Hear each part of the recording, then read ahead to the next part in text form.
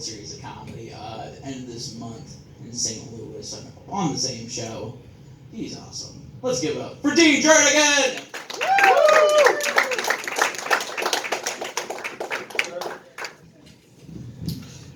All right, it's good to see you guys out tonight, not home watching Netflix.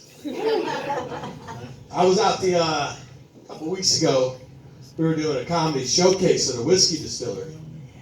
Found out how many bourbons it takes before I no longer fear a police taser. It's 5. When I came to, I found that I pissed myself. Right? I know what you're thinking, like 5 bourbons and you pissed yourself? No. I pissed myself way before that 5th bourbon.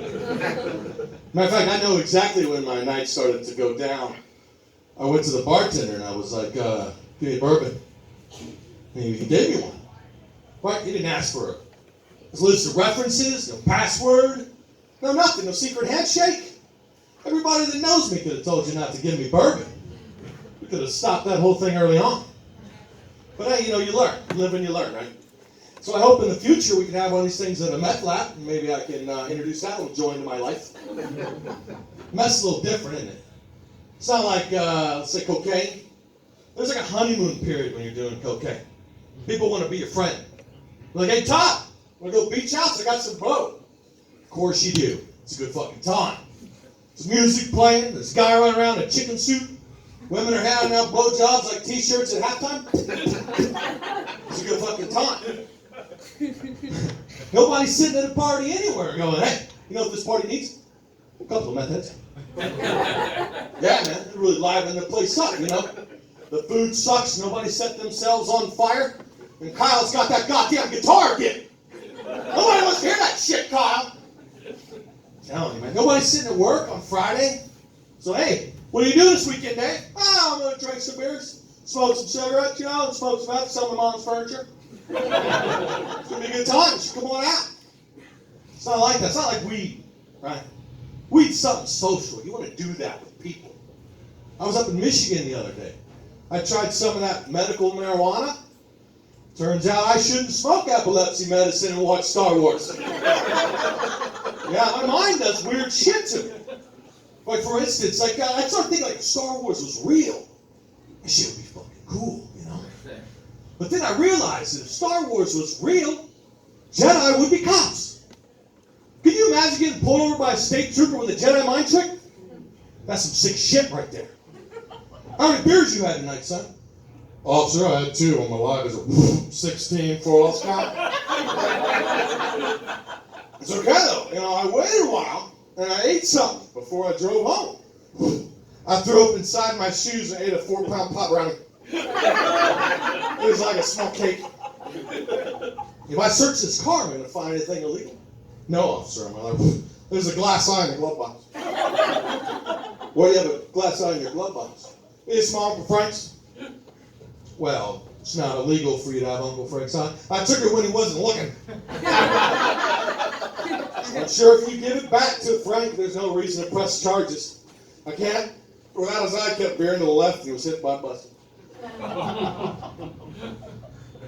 Poor Uncle Frank. Telling you. What else I got going on? You got kids? We got kids? Right? Hello. Yeah. Yeah, your kids ever say something so stupid that you felt the need to apologize to everybody in the room? You were just like, shit, I probably did that. I'm sorry, we'll be back. Tell you, I'm a single parent of 3 teenagers, which means it's a freaking miracle I was sober enough to drive myself up here tonight. But several years ago, I started realizing, as a single parent, and their mom's not been involved for about 12 years. So, and several years ago, I started realizing, I'm not sure they're getting all the information they're supposed to get. Maybe I'm filling their head full of dad shit. And there's some real important stuff being left on the side. We went to a football game. My daughter was a cheerleader. My boys were about 9 and 10 at the time. We get up to the booth. The lady says, how many tickets would you like? And my son, my 9-year-old, turns to my 10-year-old and says, oh, thank God she speaks English.